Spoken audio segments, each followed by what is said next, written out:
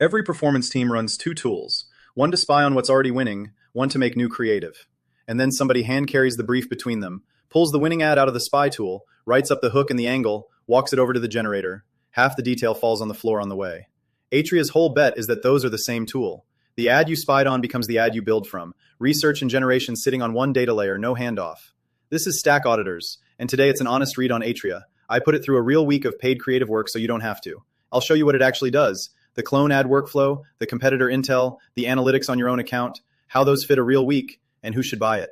The thing to judge it on isn't whether the AI is impressive, it's whether it removes that brief handoff. Plus where it falls short. The feature you came for is locked above the entry tier, the video output isn't ready to ship straight to Meta, and the trial auto-charges if you blink. Start with the thing it's actually bought for. This is the live ad library. 25 million saved ads off Meta and TikTok. You filter down by format, platform, industry, status, and you find the competitor that's clearly winning right now. So far, that's a spy tool. Fine. Here's where it stops being a spy tool. You don't export that ad and walk it over to a separate generator. You pull a creative brief straight off the winning one. Raya reads who it's targeting, the hook, the angle, the ad objective, right here in the same place you found it.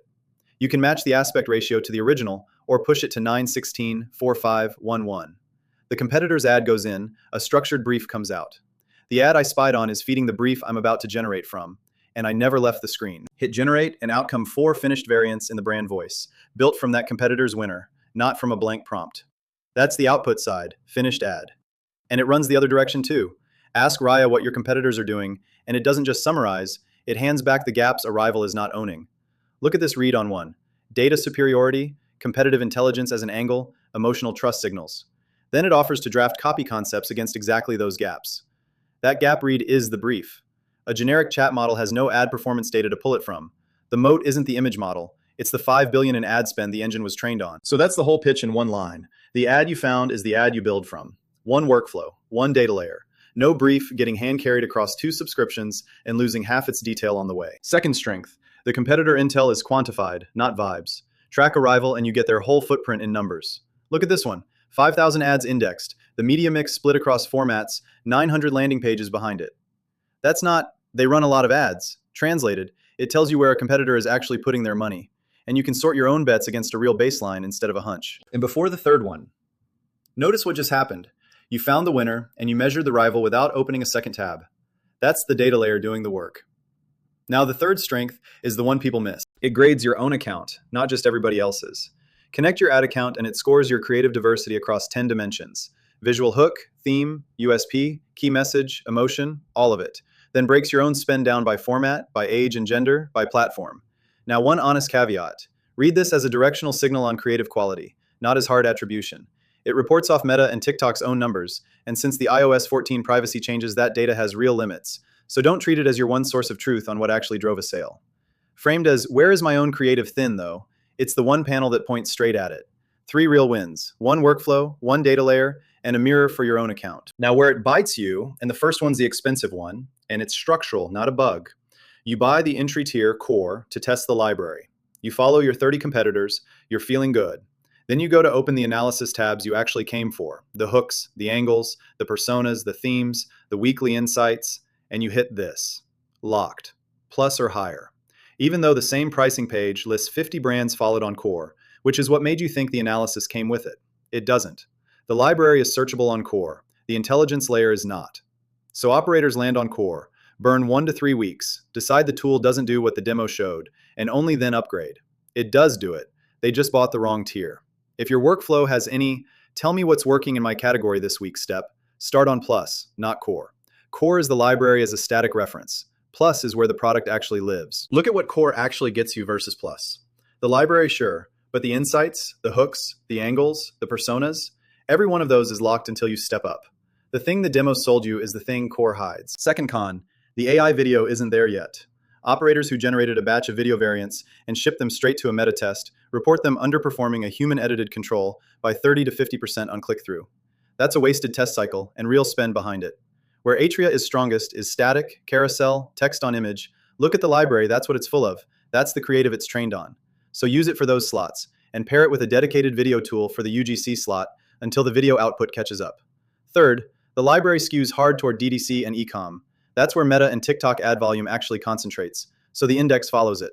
Top consumer names pull 50 to 200 ads each. A mid-market B2B player might pull 5 to 15. Thin reference set in, generic hooks out. Raya extrapolates, and the drift is real on the long-tail categories. If you're in B2B or a regulated vertical, cross-reference LinkedIn's ad library and Google's Ads Transparency Center, and treat Atria as the Meta and TikTok piece, not the whole picture. Manageable cons, all three, but know them before you put a card in. Let me walk you through setting up a brand so Raya can actually generate on brand.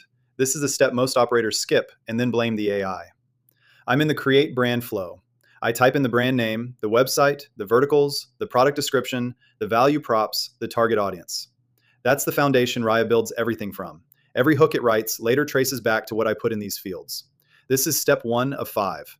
Brand guidelines, audience, competitors, and your ad accounts all come after.